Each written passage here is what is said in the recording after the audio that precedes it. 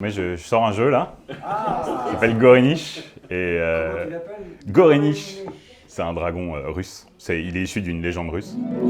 Donc, je suis auteur de jeux de société. Ça signifie que je fabrique les mécaniques de jeux de société pour ensuite avoir la chance de pouvoir peut-être être édité. Et du coup, là, c'est mon cas avec le jeu Gorenysh. Une fois qu'on pense que le concept est à peu près bien ficelé, on fait un prototype, on le fait tester, et bien sûr ça ne marche jamais au premier coup, hein. Et donc on retravaille le prototype jusqu'à arriver à une version convenable.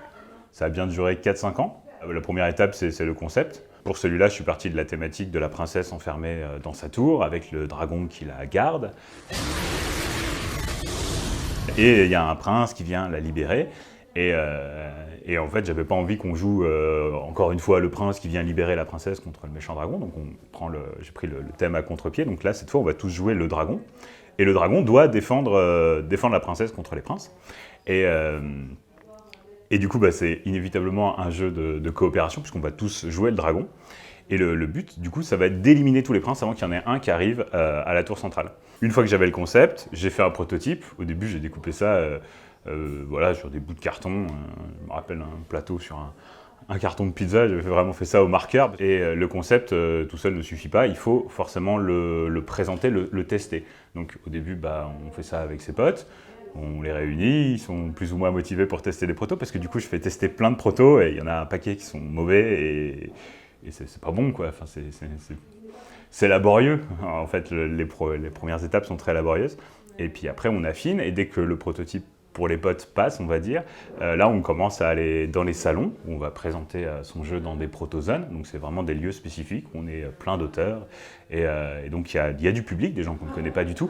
Donc déjà, ils n'ont pas cette proximité qu'on peut avoir avec un proche, tout simplement. Ils vont être plus honnêtes sur ce qu'ils vont penser du jeu. Et donc, on récolte toutes leurs critiques.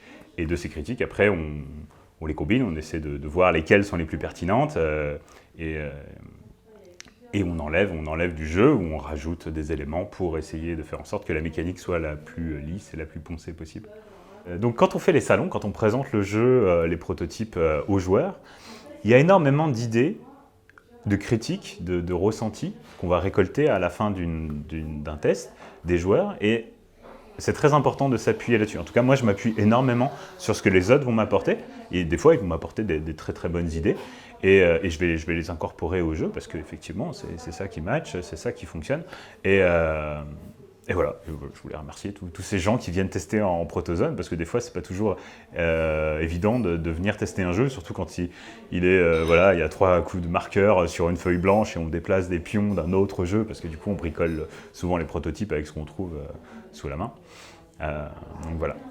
Donc les apports des autres joueurs sont très importants dans le processus créatif, en tout cas pour moi. C'est pas une revanche.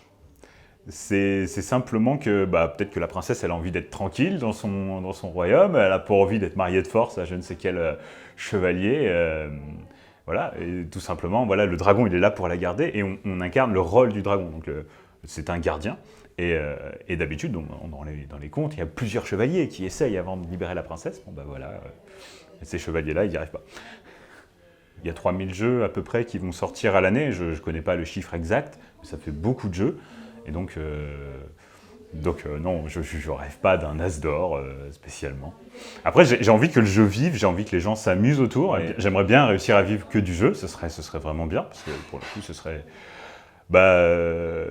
vraiment un boulot passionnant. Je passerais mon temps à faire des jeux, ce serait génial. Mais la réalité est différente. Il n'y a pas beaucoup d'auteurs de jeux qui arrivent à vivre de leur création. Donc on gagne un peu d'argent, hein, mais c'est pas suffisant pour vivre à l'année.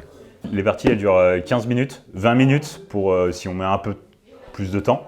Donc voilà, donc si on perd, parce qu'on perd facilement aussi, hein, c'est compliqué, si tout le monde fait n'importe quoi, on perd forcément, mais on peut facilement refaire une partie.